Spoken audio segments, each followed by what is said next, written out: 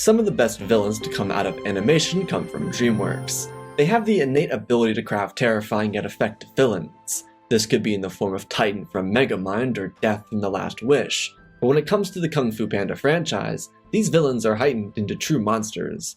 Villains that should be recognized not just for their fury, power, and abilities, but how truly evil they are.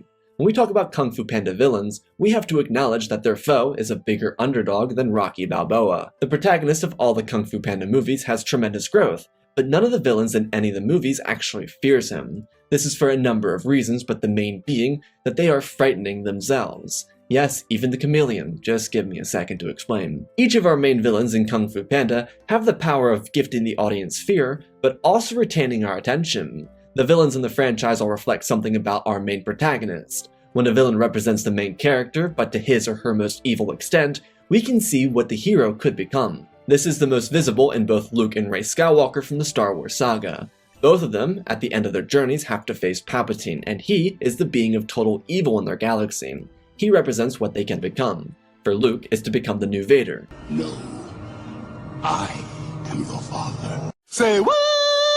For Rey, is to become the new Empress. So for Poe, as he's introduced to each of these villains, he has to fight a piece of himself. And while the conflict for Poe isn't exactly becoming Shen or Kai, for example, his fight is against who he could be. To make a good villain, especially for cinema, the character has to be the hero of their own story. Their motivations aren't quote-unquote selfish because they are doing it for themselves, for their hero's journey. Nothing makes a villain more terrifying than one who doesn't believe that they're doing something wrong. They might believe the world has wronged them, but their sole and only focus is being the hero of their own story, regardless of if it's mentioned verbally or not. The Dark Knight is a great example of this because the Joker doesn't believe he's in the wrong. His sole purpose is to live without rules, to feed off the chaos. He doesn't see anything wrong with those actions, therefore, he becomes even more terrifying. I wouldn't say I'm comparing any of these villains aside from maybe one to Joker or Palpatine, but the Kung Fu Panda franchise has made its mark with its villains.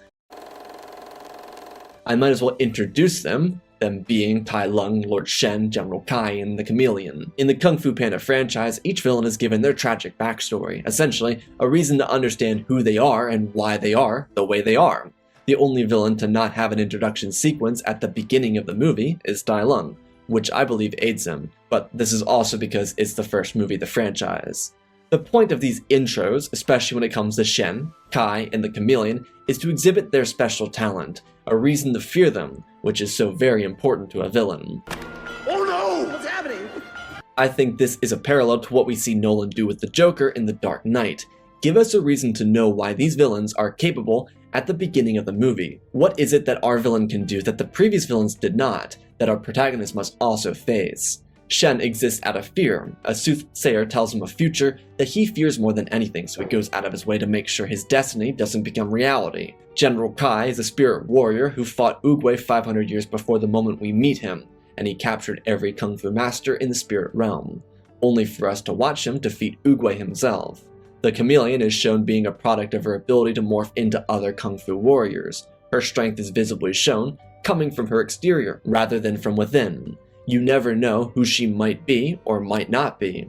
Tai Lung is a unique example out of the four because he is given a backstory before he is given his proper intro. We learn that Tai Lung was trained to become the Dragon Warrior, one that Master Shifu believed was to be the best of them all. When he wasn't granted the secrets of the Dragon Scroll, he became power-obsessed and was stopped. What we see after the backstory is the capable warrior he is, through, honestly, the best prison escape sequence of all time. Each of these moments is our initial reason to fear our antagonist, a chance to see what skill they have and what we could expect from them in the rest of the story. What's great is that each of these villains do feel unique in their own ways. Tai Lung is power, Shen is psychological, Kai is victory, and the Chameleon is morphing. Each of their individual motivations are also very different, which adds to the challenge Poe must face. The fight for the Dragon Skull, the fight for China, the fight for spiritual power, and the fight for Kung Fu. I'm going to detour for a hot second because I'm giving the Chameleon a shed of light, and someone will take that personally. Do I believe she could have been used a little better? Yeah. But is she terrible? No. It's entirely believable that Juniper City isn't like the Valley of Peace, that masters do judge on size. China is a huge place as it is, and I have no issue believing that some places inside this fictional China have a thing against smaller warriors. I see the chameleon as the opposite of Po, both in size, but in what they had the opportunity to accomplish. It's the individual who was never given the chance, but instead pushed down the wrong path. She's clearly the opposite of Po, and she's definitely not a warrior. Like Shen, she's not physically dominating, but instead of using weapons, she steals from others to gain her strength. Could the criminal underworld have been explained more, or her influence over it? Definitely. But the chameleon serves her purpose of what Po doesn't see in either himself or in Zen. Anyways, now that the side quest is over, King Dragon will... Back to our main points. In a story with exceptional villains, the main character is struggling with overcoming something. The challenge and/or lesson is the purpose of following the story all the way through to the end, and the villain of said story is meant to exploit weaknesses by the hero to help them along their journey. With villains like the ones present inside of Kung Fu Panda, Po is always able to find a place to shine at. Each villain is meant to push Po to his breaking point, while also being terrifying at the same time. The four could be defined by 4 fears that Po must conquer. Tai Lung is his own fear of inadequacy, turned into acceptance. Shen is fear of the past, turned into welcoming it. Kai is fear of instructing others, turned into the power of mastery. And the chameleon is fear of letting go, turned into rite of passage. Each of these villains work so well because they are each an identity to who Po is as he continues in his journey forward in the chapters of his life. They work hand in hand with each other because both are exceptional, the protagonist and the antagonist. Po is the chosen one who defies the odds despite being the fanboy turned dragon warrior, and the forces of evil all represent the lessons Po is meant to learn. Aside from the fear they present, what makes these villains entirely peak is their screen presence. This is obviously aided by their voice actors. Ian McShane, Gary Oldman, J.K. Simmons, and Viola Davis. Each of these actors have played villains in their time, from legendary pirate captain to head game maker of the Hunger Games. For any of them to become villains, it was just meant to be.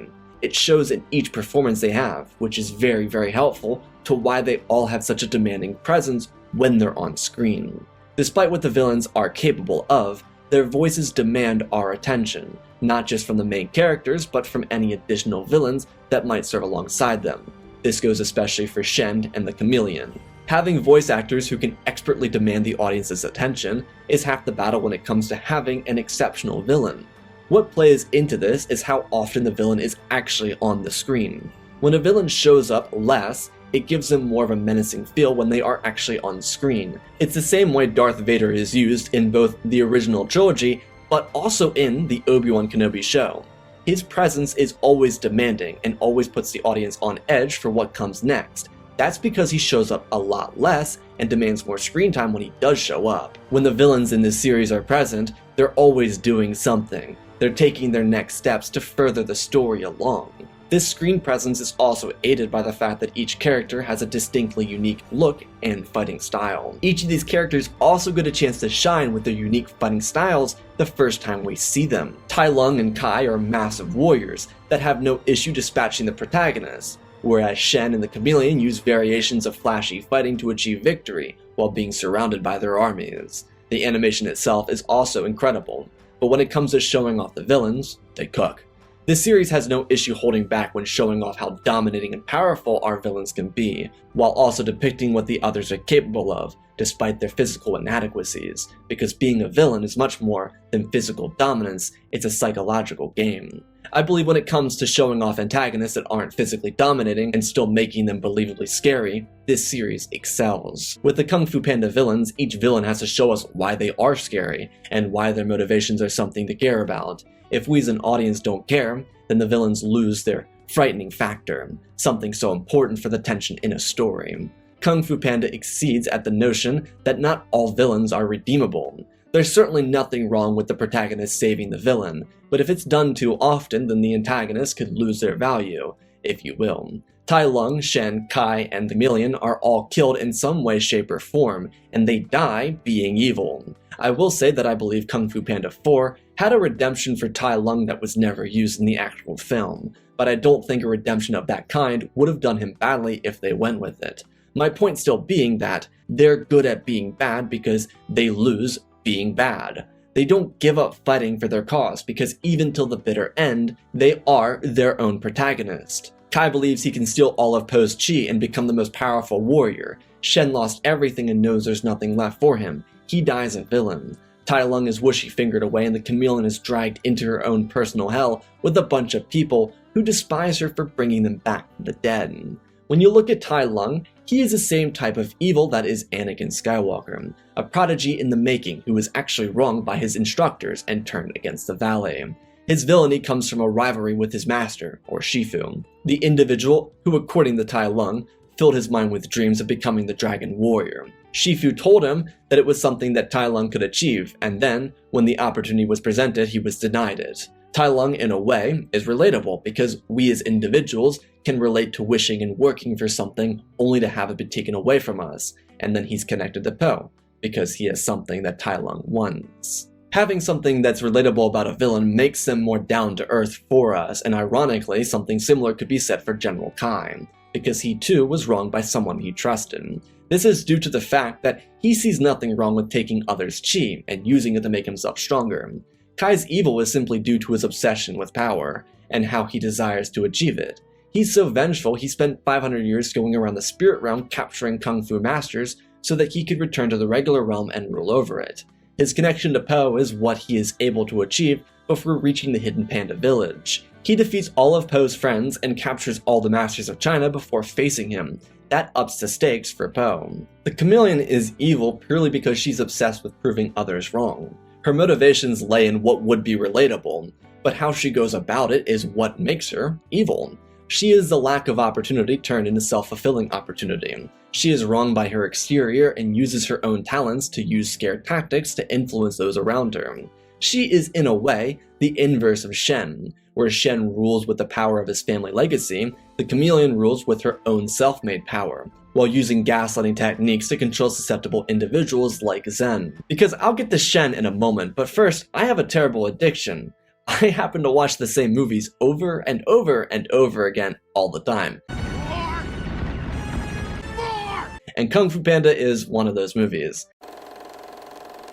And something I notice is how all these villains are interconnected with each other. Aside from the storytelling aspect, which I mentioned before, they're almost all parallels to each other. On the most basic and simplistic form, the first and third movie are about a physically dominating force coming from the depths of hell to take something. For Tai Lung, it's the Dragon Scroll, and for Kai, it's Chi. The second and fourth movies are about a weak warrior that uses some external source of power to fuel themselves, while on top of that, the second and fourth movies include a huge city and the villain holding power over said city with a military force. Despite how each of these villains parallel the other, they each are uniquely themselves. And yet, there is only one of these villains that has a personal connection to Po. Tai Lung has vengeance for Shifu, Kai's rival is Oogway, and the chameleon has a fight against Kung Fu itself and the people who wronged her. Their individual focuses in their quest for revenge or victory aids each chapter in the story in being unique to the one that came before.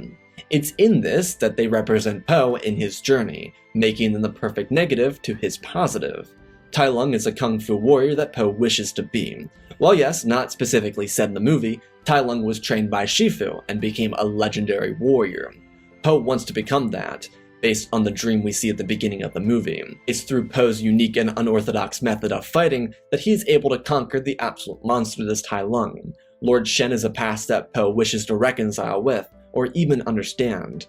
Po has nightmares of the past, but it's implied that he subconsciously knows that the nightmares represent something more, yet he denies accepting that. Finding Shen and even the wolf leader through fighting them, he learns that his past doesn't make him who he is. What he becomes in the present defines his future. General Kai would be the representation of the spirit warrior that Po is to become. This is, like with Tai Lung, not explicitly said within the movie, but implied with what we're shown, especially with Kung Fu Panda 4. Po must conquer Kai so that he can become a spiritual side of the Dragon Warrior, before becoming what is the spiritual leader of the Valley of Peace. The chameleon is literally every challenge Po has conquered. She represents what he has overcome, but also what he needs to let go of. He has already defeated his foes in the past. He needed to let go of his time as a dragon warrior, solely so that he could continue to elevate past that role and become something more. The villain's individuality adds to the depth of our protagonist. which at the end of the day, for a protagonist victory, is the purpose of having a villain, someone who pushes our main character to their breaking point in an effort to stop them, but in the end, falling short. Because despite Tai Lung, Lord Shen, General Kai, and the Chameleon being a solid list of villains, only one of them is the best of the series. What? Bro, what are you talking about, man? This won't be controversial at all. It's Lord Shen. It's Lord Shen. There is one reason for this, among many contending reasons, but it's because Shen has the direct connection back to Po. While all the villains have their strengths and their merits, none of them compare to Shen, especially when it comes to their effect on Po. His presence is as menacing as he is fearful. Shen is probably the most unique of the villains because his entire arc is one controlled by fear, and yet it ends in acceptance. His connection to Po is what makes him the deadliest of the bunch, because he knows something that Po doesn't know. While being one of the least fearsome physically, his showmanship and use of weaponry makes him a worthy adversary, showing that he is able to contend with kung fu masters until he's outmatched and uses his weaponry for victory. Shen deserves his own video, honestly, but at his core, he is what all great villains are. He is the one I was comparing to Joker and Palpatine, because he is the polar opposite of our protagonist. Throughout the second movie, it's shown, especially during the montage scenes. Shen and Po are halves of the yin and yang, and while yes, that's more of a focus in the third movie, they both represent what the other fears the most, and this plays off of their first interactions with each other. Again, it's polar opposites. Shen fears Po when he is dragged up the stairs. Right before Shen escapes, Po fears Shen because of the pattern on his wings.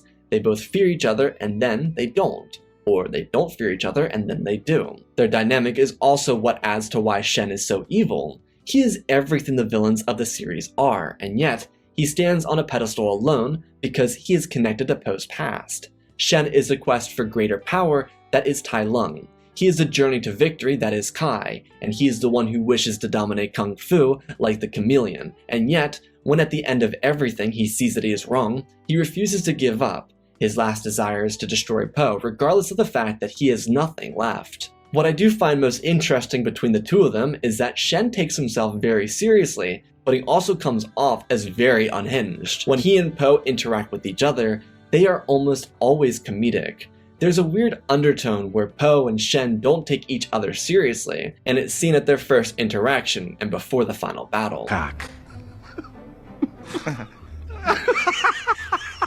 Cock.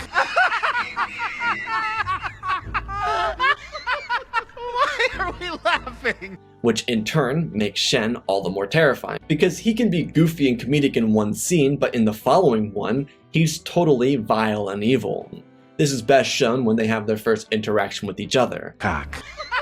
Po and Shen have a laugh-off, and then Shen aims the cannon at Po and the Furious Five, before he escapes. In the following scene with Po and Shen mentally torments Po before blasting him with a cannon.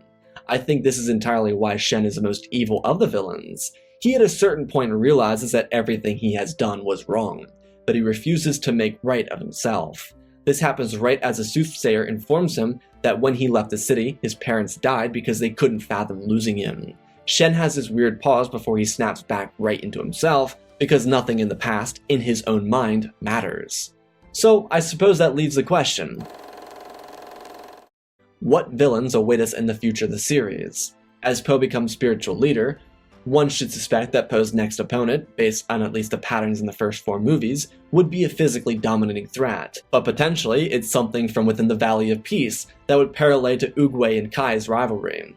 There's certainly potential for something like that, but all I know is that once they start going into the next one, there will be yet another peak villain.